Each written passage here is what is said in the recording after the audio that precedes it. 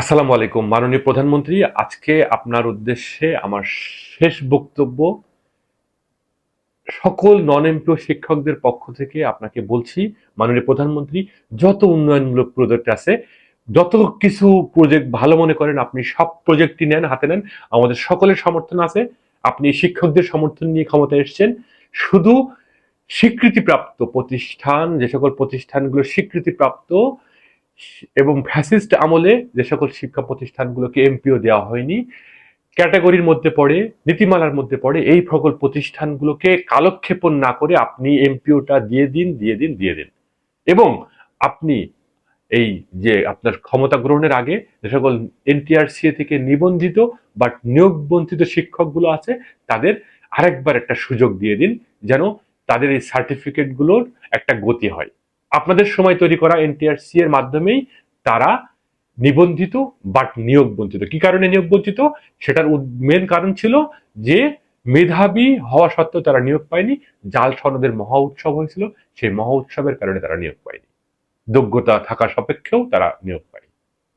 মাননীয় প্রধানমন্ত্রী, বিগত সরকারগুলো এই যে শিক্ষকদের সাথে প্রতারণা করে গেছে, প্রবঞ্চনা করে গেছে, সকল শিক্ষকরা দীর্ঘদিন থেকে রোদে পুড়ে বৃষ্টিতে ভিজে দফায় দফায় আপনার রাজপথে আন্দোলন করে সংগ্রাম করে আজকে আপনার কাছে একবারের জন্য শুধু অনুরোধ করছে, এদের দুবেলা দুমুঠো আহারের ব্যবস্থা করুন, এদের পরিবার নিয়ে চলতে দিন। মাননীয় প্রধানমন্ত্রী, মাননীয় শিক্ষামন্ত্রী, এরা আজকে বাড়িতে মুখ দেখাইতে পারে না, এদের আর যাওয়ার কোথাও নেই, কোনো পথ নেই। আজকে বৈষম্যের বিরুদ্ধে যুদ্ধ করেই আজকে এরা রাজপথে এসছে। আজকে বৈষম্যের বিরুদ্ধে যুদ্ধ করে আপনি যেমন ক্ষমতায় এসছেন, এরা বৈষম্যের বিরুদ্ধে যুদ্ধ করে আজকে এই পর্যন্ত তারা এসছে।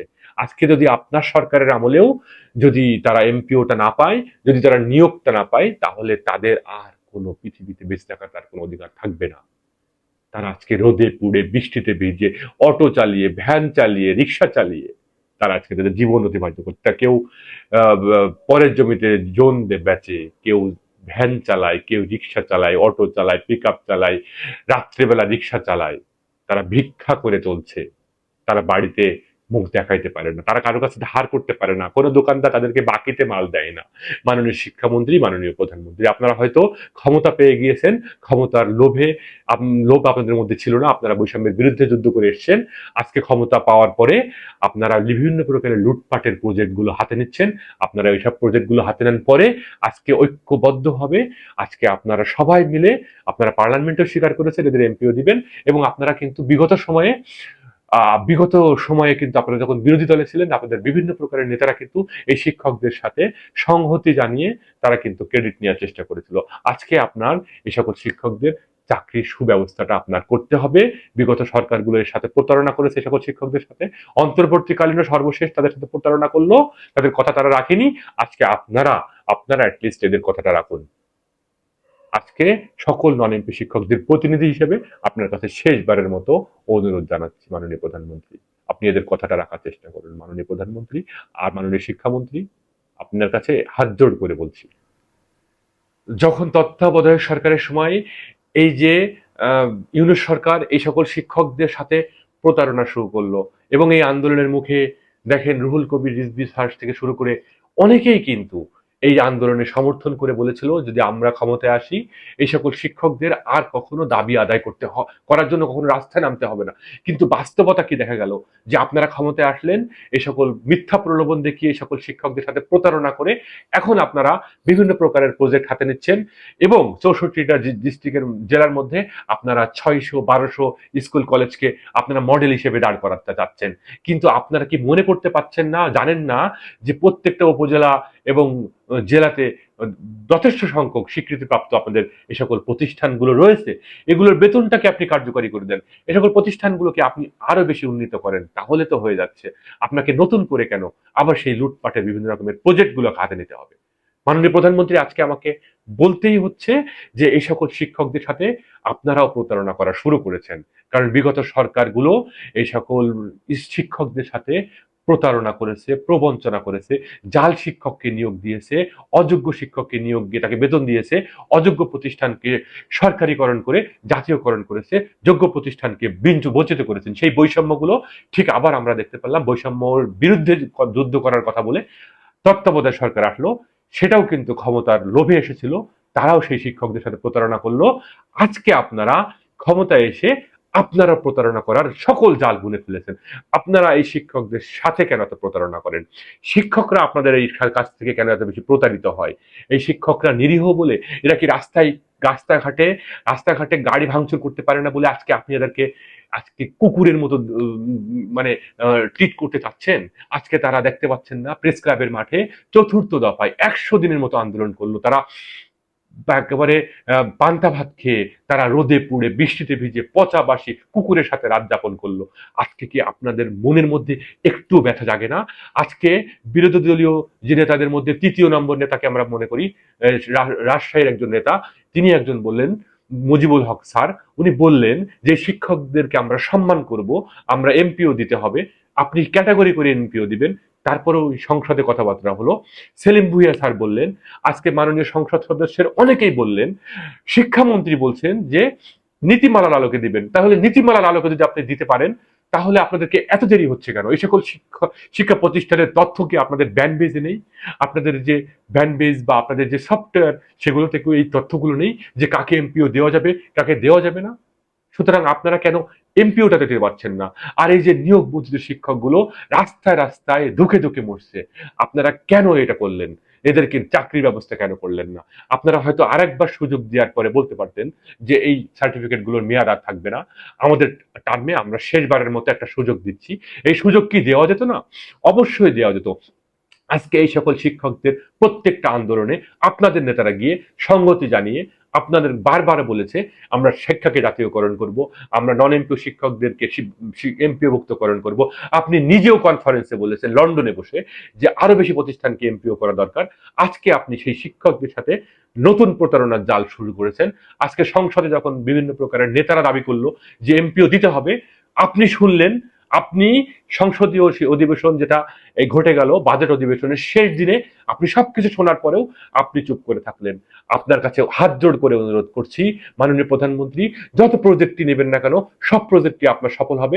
আপনি এই একটা প্রজেক্ট যেখানে শিক্ষকদের বেতনটা আপনি দিয়ে দিবেন, নন এমপি শিক্ষক বলে বাংলাদেশে কিছু থাকবে না। আর দ্বিতীয়ত, তো স্বীকৃতিপ্রাপ্ত প্রতিষ্ঠানে যত স্বীকৃতিপ্রাপ্ত প্রতিষ্ঠান আছে এই প্রতিষ্ঠানগুলোতে আপনাদেরই স্বীকৃতি দেওয়া, সরকার থেকে স্বীকৃতি দেওয়া, সংবিধান অনুযায়ী স্বীকৃতি দেওয়া। তাহলে কেন আপনি এই সকল শিক্ষকদেরকে বেতন ছাড়া আপনি আবার নতুন করে প্রজেক্ট, যেটা লুটপাটের প্রজেক্ট আপনি শুরু করেছেন, এটা করতে পারবেন না? এটা করেন না। মাননীয় প্রধানমন্ত্রী, আপনার কাছে অনুরোধ থাকলো আপনি শিক্ষকদের বেতনটা দিয়ে দিন। আর আপনি আপনার বাড়ির সামনে যারা গিয়েছিল আপনি ক্ষমতা নেওয়ার আগে, তাদেরকে আপনি আশ্বস্ত করেছিলেন তাদের চাকরির ব্যবস্থা করবেন, তাদেরকে আরেকটা বার সুযোগ দিন।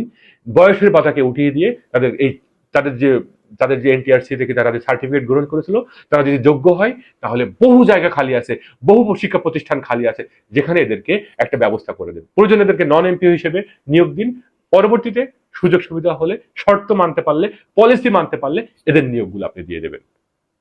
সুতরাং মাননীয় প্রধানমন্ত্রী, আমি শেষবারের মতো নন এমপি শিক্ষক হিসেবে, সকল শিক্ষকদের প্রতিনিধি হিসেবে আপনার কাছে হাত জোড় করে অনুরোধ করছি আপনি এদের বেতনটা ছেড়ে দিবেন। এবং এনটিআরসি থেকে আপনাদের তৈরি করা non government teacher certification authority, NTRC থেকে নিবন্ধিত বা নিয়োগ বন্ধিত যে সকল শিক্ষক আছে এই শিক্ষকদের বেতনটা আপনি দিবেন এবং এদের যে চাকরিটাকে আপনি নিশ্চিত করার জন্য যত প্রকারের পলিসি আছে আপনি করুন। এদের সংখ্যা খুব বেশি না, এদের জন্য খুব বেশি বাজেট প্রয়োজন হবে না।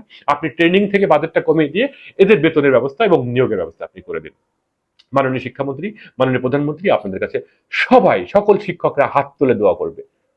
বিগত সরকারগুলো এদের সাথে প্রতারণা করে গিয়েছে, প্রবঞ্চনা করে গিয়েছে, এদেরকে ঠকিয়ে গিয়েছে। আপনি এদেরকে আর ঠকিয়েন না। এরা কোনো প্রকারের অটো পাশে পাশ নয়, এরা বিভিন্নভাবে ভুক্তভোগী। এনটিআরসি এর ফাঁদে এরা ফা দিয়েছিল। এদের এনটিআরসি এর গণবিজ্ঞপ্তির নামে ক্যাসিনো খেলা হয়েছিল, প্রত্যেকটা আবেদনের নামে লক্ষ লক্ষ টাকা এদের কাছ থেকে হাতিয়ে নিয়েছে। এরা নিগৃহীত, নিষ্পেষিত, জাল সনদের মহোৎসব বাংলাদেশে ঘটেছিল। আজকে জাল সনদের বাইরে থেকে এরা আজকে যোগ্য শিক্ষক, এরা শিক্ষকতা পেশার জন্য স্বপ্ন দেখেছিল, এরা যোগ্যতা সম্পন্ন, এরা কোনো অটো পাশে পাস নয়, এরা এসএসসি পাস, ইন্টার পাস এবং অনার্স পাস, সংশ্লিষ্ট সাবজেক্টের উপর মাস্টার্স পাস, তারপরে 14 লক্ষ পরীক্ষার্থীর মধ্য থেকে নিবন্ধন নামের একটা শক্তিশালী পরীক্ষা দিয়ে তারা উত্তীর্ণ, যেটা পিসিএস এর থেকে কঠিন। সেই সকল পরীক্ষায় উত্তীর্ণ হয়ে যদি সে শিক্ষকতা পেশায় না আসতে পারে, এরকম বাংলাদেশ আমরা চাই না। এই বাংলাদেশে কখনো আর বৈষম্যের বিরুদ্ধে কেউ আর যুদ্ধ করবে না, কোনো শিক্ষকরা আর নামবে না।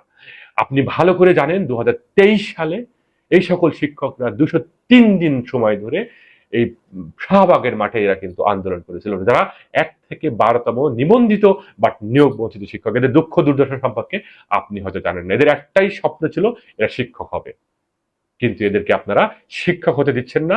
আপনার মন্ত্রী এদের নামে বাজে কথা ছড়াচ্ছে, এরা এদেরকে অযোগ্য বলে প্রমাণ করার চেষ্টা করছে। এরা কোনোভাবে অযোগ্য নয়, এরা যোগ্যতা সম্পন্ন। আর যোগ্যতা সম্পন্ন বলেই তারা সার্টিফিকেট ধরে এখনো প্রকারের চাকরির জন্য আপনাদের দৌড়ে দৌড়ে ঘুরছে, রাস্তায় নেমে রোদে পুড়ে বৃষ্টিতে ভিজে আজকে আন্দোলন সংগ্রাম করে যাচ্ছে।